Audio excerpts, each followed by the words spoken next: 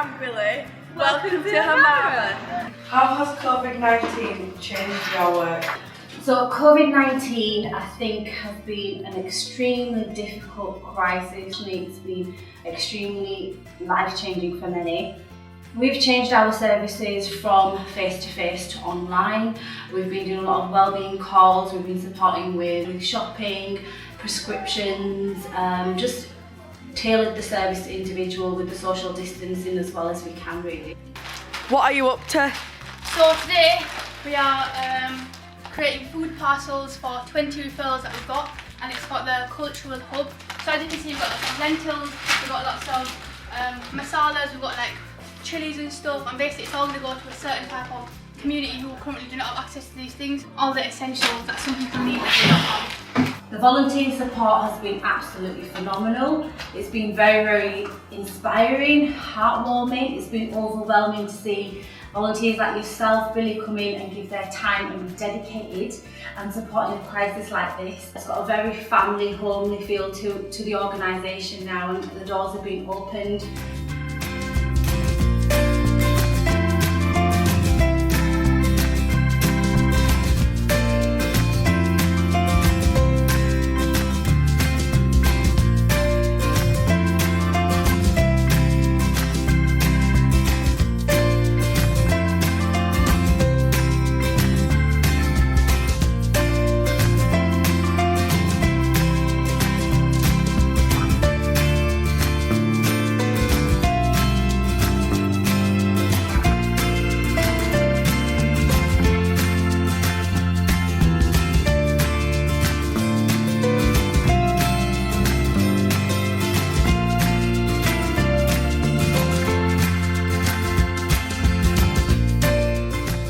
Some of the things that we did during the volunteer work were delivering leaflets and delivering fish and chips to residents around Eden, which is one of my favourite things to do. I got a lot out of that. I met some really nice people, probably got around 7 grandparents out of it. Since March, I've delivered quite a few newsletters, leaflets about D-Day celebrations, and most importantly, I've been delivering fish and chips. It's a lovely thing to do. Me and my family have fish and chips every week, and we take it for granted that we can just go down the road and buy them, but of course for some people that's not possible, and I've really enjoyed getting to know them. It's lovely to see their smiling faces, and we have a little bit of a chat every week. And what's come out of that is if I notice any changes in their mood or their general demeanours, I can report that back to AFSED, and they do a follow-up call or a visit just to check that everything's all right. So I feel like I'm doing my bit. During the pandemic, we worked with Leeds City Council and Voluntary Action Leeds to put a call out for new volunteers to come and help us, help the community with things like shopping and prescriptions and making sure people could stay safe at home while they were shielding. We were absolutely overwhelmed by the people that came forward within our area. I think at one point there were near on 400 volunteers that came through the system and said that they wanted to help in one way or another. We are a small team of 5, and we wouldn't have been able to do it without the help of the volunteers. Volunteers are our absolute lifeline in everything that we do, and they are our absolute diamonds. Thank you very much to each and every person that puts their hand up to volunteer.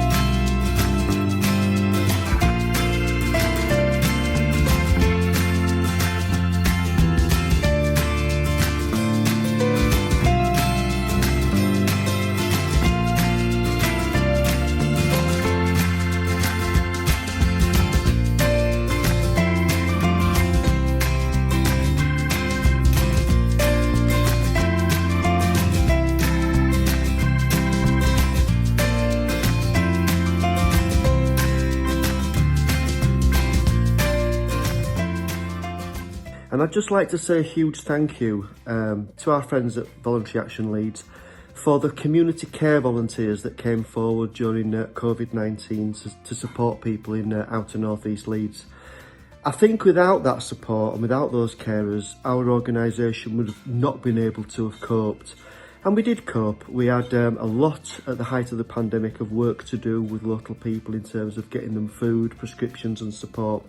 And those community care volunteers were absolutely vital. And the work that was being done every day was absolutely tremendous and vital, in fact. And to echo Kath Roth's words at Adult Social Care, it actually saved lives. So thank you one and all. It's greatly, greatly appreciated. Thank you.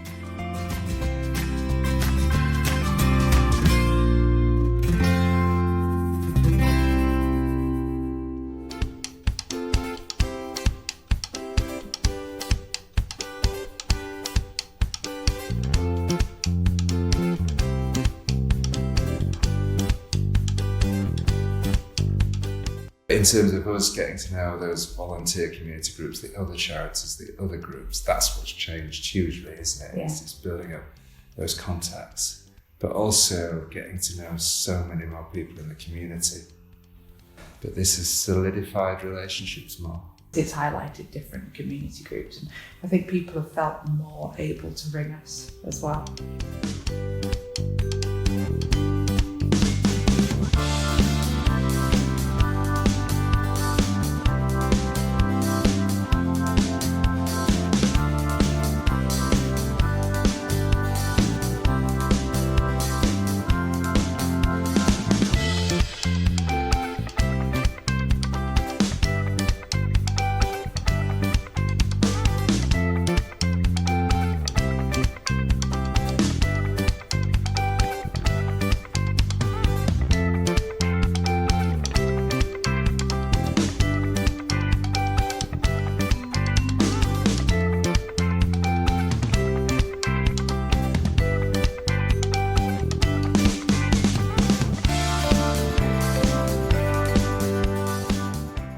Volunteering is one of those things that you can do as much or as little as you want. So I think if you get in touch with local groups that are looking for volunteers, I would really encourage people to do that, because actually it's nice to support, and it's one of those things that people can give. You know, they can give a couple of hours a month if that's all they can give. Or, you know, there are some volunteers here that effectively at the moment, because people are furloughed and the situation with COVID, they're saying, well, actually, I'd be at home doing nothing. Yeah. Here I'm doing something for the community. Yeah.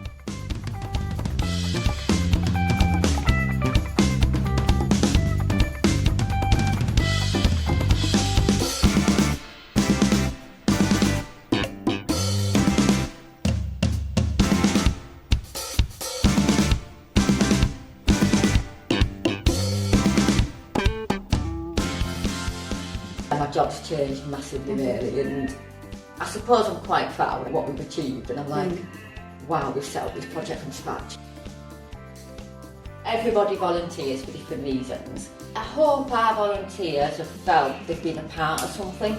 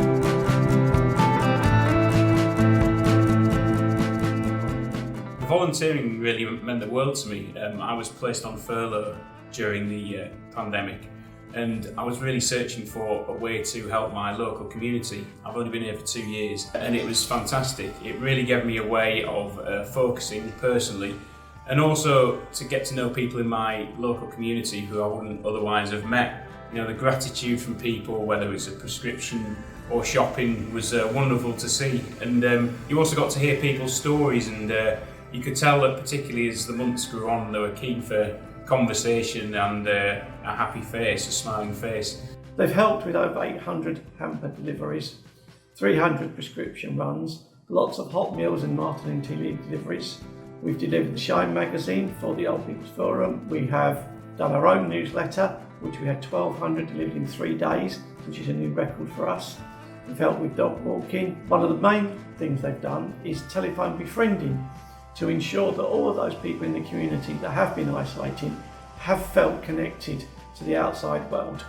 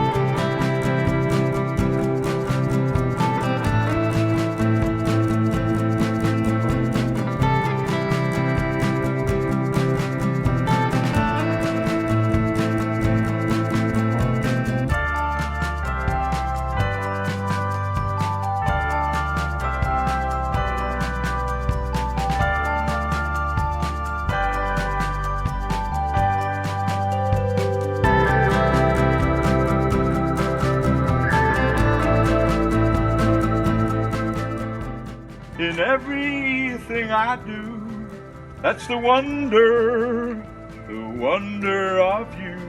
Right on, right on. Jim McKenna, what do you rank to that? Absolutely brilliant, Elvis. Woo! Thank you, Jim. Thank Elvis you. has left the building. Thank you, Jim.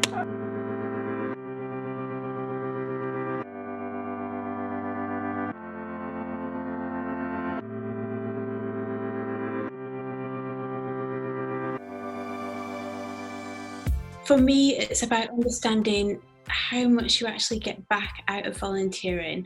You know, traditionally one might think about volunteering in terms of, well, it's just me giving my time and me giving my energy and getting nothing back. But in fact, I feel like as a volunteer, I got so much more back than I actually put in. It was so rewarding for me. I think the best way is to think about it in terms of a safe anchor in a very rough storm. You know, I volunteered quite quickly after lockdown, and I got set up with my partner quite quickly, so that was great. It was a real lifeline for my mental health because it gave me a reason to go outside, gave me a reason to get some exercise, lots of exercise, walking around Leeds, picking up the goodies, delivering the goodies, walking home, and it gave me an opportunity to really connect with somebody outside my family group. My experience with VAL and with Oblong has been wholly positive. They've really supported me. They've done everything they could to give me a reliable environment to communicate with me properly and to make sure that my needs as a volunteer were being met at the same time as me being able to support the gentlemen.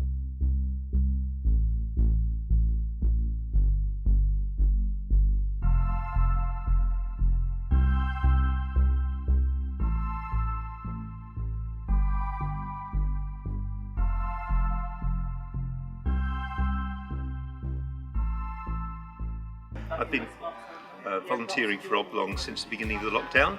I responded to a request from Leeds City Council for volunteers. So initially I did it really just because I thought it'd keep me busy, but I found it quite satisfying in a way, knowing that I'm helping out people that would otherwise be in trouble. And it's also given me a bit of a personal sense of purpose, which I might not have had otherwise in these difficult times. So I've just arrived at Rainbow Junction today, and my job is to deliver 7 parcels to local residents. So these parcels have been requested by local residents who are facing difficulties. They're either isolating because of COVID, or they're facing financial difficulties. So their income's been compromised in some way.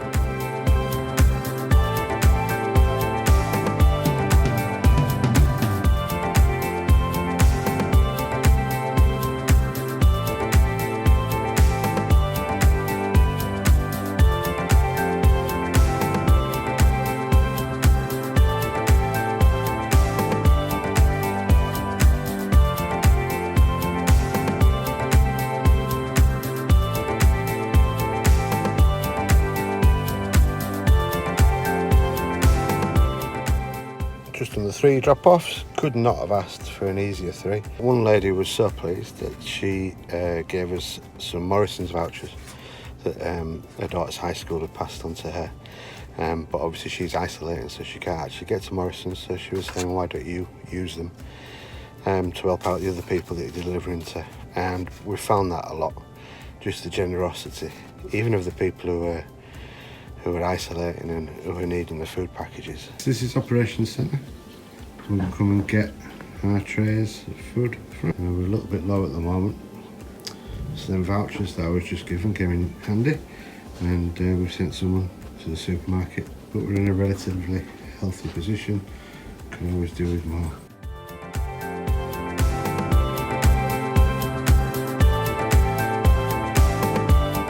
Hello from the Holbeck. We've just finished our deliveries for the day to Holbeck and Beeston, and so now we're having a socially distanced slice of cake and cup of tea with the volunteers, and then they'll all go home.